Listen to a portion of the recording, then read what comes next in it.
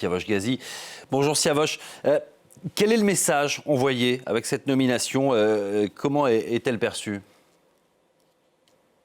Le message est très clair. C'est un message de fermeté qui a été lancé par le pouvoir iranien. Et d'ailleurs, donc immédiatement après l'officialisation de sa nomination à 1 heure du matin à Téhéran, il y a eu 3 vagues de missiles et de drones qui ont été lancés en moins d'une demi-heure contre Israël et les bases américaines dans toute la région, allant du Kurdistan irakien à Bagdad, contre une base américaine à Bagdad, mais aussi en Arabie Saoudite, au Koweït, aux Émirats, et puis en utilisant des missiles les plus puissants dont dispose l'Iran, notamment les missiles Fatah, les missiles Khaybar et les missiles Khorramshahr 4, qui a une tête à fragmentation, des missiles très destructeurs. Donc le message est très clair.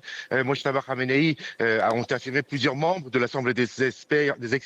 C'est la continuation de la voix de son père. Et d'ailleurs, un expert disait sur la chaîne de télévision CNN, en fait, le résultat de la guerre qui a été déclenchée par Donald Trump et Benjamin Netanyahu, c'est de remplacer un Khamenei de 86 ans par un Khamenei de 56 ans. Rien ne change et on va poursuivre on va maintenir le cap et aller résister face aux Américains et aux Israéliens.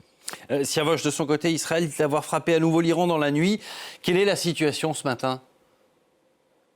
La situation est plutôt calme. Ce matin, il y a eu quelques frappes sur Téhéran, mais aussi des villes de province, mais sans comparaison avec ce qu'on a connu il y a 2 jours, lorsque les dépôts de carburant ont été touchés dans Téhéran, deux dépôts dans Téhéran et 2 autres en province, notamment un dépôt à Karaj qui avait donc provoqué un épais nuage de fumée très toxique, qui s'est un peu dissipé depuis ce matin parce qu'il y a eu la pluie, un peu de vent, qui ont dégagé ce nuage toxique. Mais le problème reste toujours, puisque ces particules toxiques sont tombées au sol, et donc avec le soleil qui se lève, qui s'est levé malgré les nuages, il peut y avoir des vapeurs qui vont